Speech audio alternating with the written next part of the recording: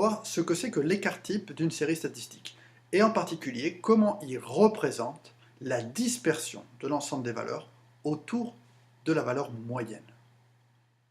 Pour deux groupes de personnes, on a mesuré la taille de chaque individu en centimètres. On a regroupé ces valeurs dans deux tableaux. Un premier tableau pour le groupe 1, où on donne pour chaque taille l'effectif correspondant. Par exemple, il y a pour la taille 155 cm, 6 personnes qui mesurent 155, 8 personnes qui mesurent 160 cm, etc. Et pareil pour le groupe 2. J'ai 14 personnes qui mesurent 170 cm. J'ai 25 personnes qui mesurent 185 cm. J'aimerais pouvoir me représenter ces deux groupes de façon rapide. Une première idée qu'on peut avoir, c'est de calculer pour chaque groupe la moyenne. La moyenne pour le premier groupe, je vais l'appeler x1 bar. Rappelez-vous que la moyenne c'était toujours x bar. C'était égal à quoi comme calcul? C'était égal à 145 qui compte une fois, plus 150 qui compte pas, plus 155 fois 6, plus 160 fois 8, plus 165 fois 24, etc. divisé par le total de personnes. Et on obtient environ 170,5 cm. Voyons le calcul pour le deuxième groupe. Appelons la deuxième moyenne x2 bar. Le calcul, ça va être exactement le même avec ces autres valeurs. Environ 170,5. Qu'est-ce que j'ai obtenu? Une moyenne pour le premier groupe, qui est la même, on va le rapprocher, que celle pour le deuxième groupe. Si on me donne comme valeur uniquement la moyenne pour représenter le premier et le deuxième groupe, je vais avoir l'impression que ces deux groupes se ressemblent vraiment beaucoup. Est-ce que ces deux groupes se ressemblent tant que ça? Voyons les répartitions. Pour mon premier groupe, j'ai beaucoup de personnes qui ont des tailles entre 170, 165, 175, autour de 170. Alors que pour mon deuxième groupe, j'ai beaucoup de personnes qui ont des tailles bien inférieures à 170 et beaucoup de personnes qui ont des tailles bien supérieures à 170. Les deux groupes ont une moyenne qui est la même, pourtant les valeurs ne sont pas du tout réparties pareil. Si j'essaie de m'imaginer à quoi ressemblent ces groupes, le premier groupe, d'après les valeurs, présente des écarts plutôt petits entre les tailles. Et donc, j'ai des personnes qui ont sensiblement la même taille. Dans mon deuxième groupe, quand je regarde les valeurs, j'ai beaucoup de personnes qui sont grandes, beaucoup de personnes qui sont plutôt petites. J'ai des écarts beaucoup plus importants entre les valeurs. Pourtant, quand je calcule, ces deux groupes ont la même moyenne. Donc, donner uniquement la moyenne ne va pas me permettre de me représenter les deux groupes, les deux situations. Il va falloir que je trouve un autre indicateur pour pouvoir me les représenter correctement. J'ai donc besoin d'un deuxième indicateur en plus de ma moyenne qui me dise comment l'ensemble des valeurs est plus ou moins écarté autour de cette moyenne. Cet indicateur que je recherche, c'est l'écart type. Prenons le premier groupe. Ma moyenne, elle est environ de 170,5. Je veux savoir l'ensemble des valeurs, comment sont-elles écartées par rapport à cette moyenne. Ce que je vais calculer, d'abord, c'est l'ensemble des écarts par rapport à cette moyenne. Donc, pour chaque valeur, je vais calculer quel est l'écart entre la valeur et la moyenne. Quand je fais mon calcul, j'obtiens ici moins 25,5, moins 20,5, moins 15,5, etc. Ce qui ne va pas marcher, c'est de regarder quel est l'écart moyen. Pourquoi ça ne va pas marcher? Parce que j'en ai certains qui sont, quand je les calcule, positifs et d'autres qui sont négatifs. Donc ce qui peut se passer, c'est que certains positifs viennent compenser les négatifs et que j'obtienne une valeur qui ne corresponde pas à un écart. Quand je parle d'écart, je parle de valeurs positives. J'aimerais bien n'avoir que des valeurs facilement calculables et toutes positives pour voir quel va être mon écart par rapport à cette moyenne. L'écart il peut être à droite ou à gauche, mais positif.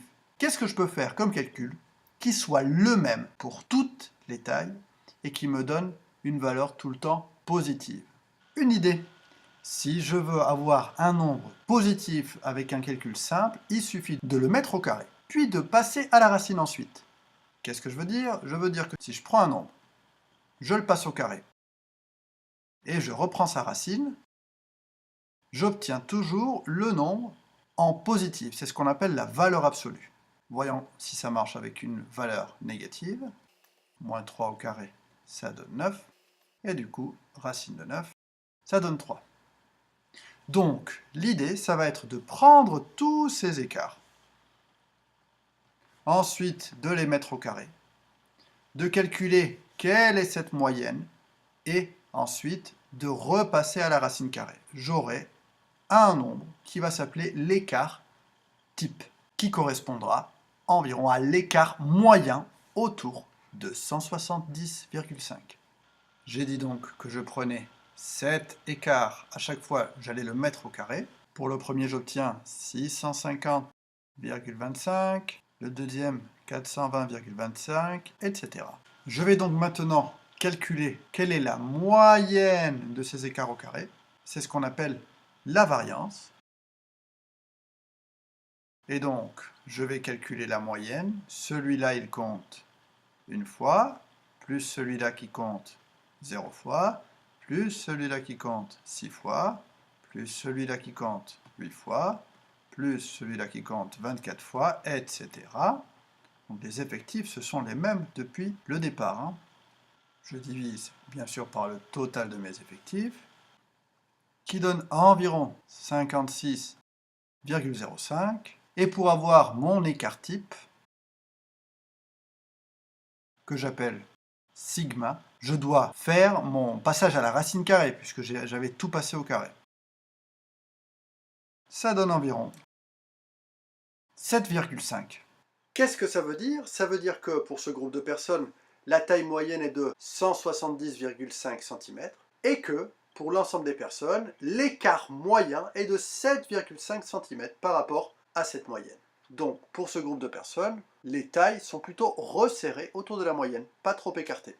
Si je prends mon deuxième groupe et que je refais la même étude, c'est-à-dire je vais calculer les écarts par rapport à ma moyenne.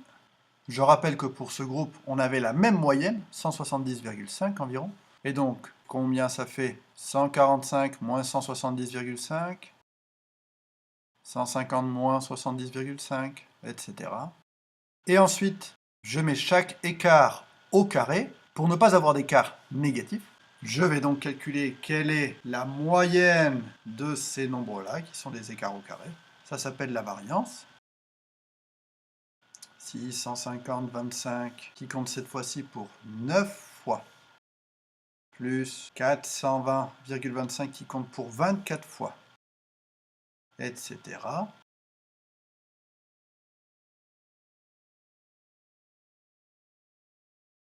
Divisé par le total de cette série. Le calcul de cette variable, ça donne environ 224,12 après calcul.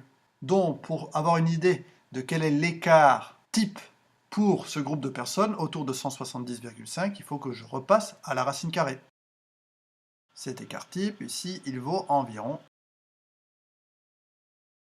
Pour ce deuxième groupe de personnes, la moyenne est de 170,5 et l'écart moyen par rapport à ce nombre est environ de 15 cm. Donc dans ce deuxième groupe de personnes, les valeurs sont plus écartées autour de la moyenne, 2 fois plus écartées que dans le premier groupe. Donc si je reviens à mes deux groupes de personnes, lorsque je calcule la moyenne, ça ne suffit pas à me représenter les deux situations si différentes dans ce cas-là, puisque j'obtiens la même valeur.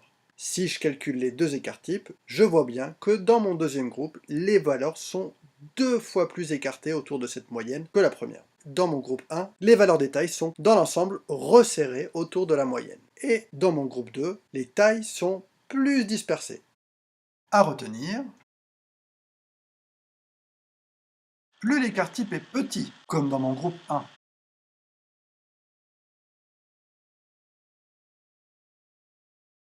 plus les valeurs sont resserrées autour de la moyenne, plus l'écart type est grand,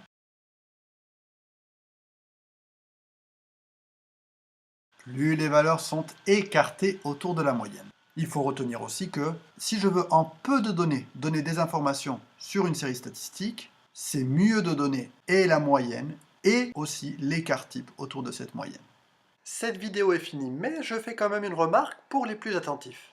L'écart type n'est pas exactement l'écart moyen par rapport à la moyenne.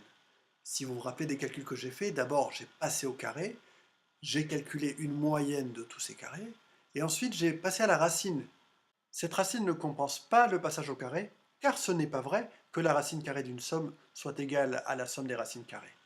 Voilà pourquoi j'ai dit que l'écart type est environ l'écart moyen par rapport à la moyenne. Il faut retenir que, dans l'esprit, dans l'idée, c'est ça.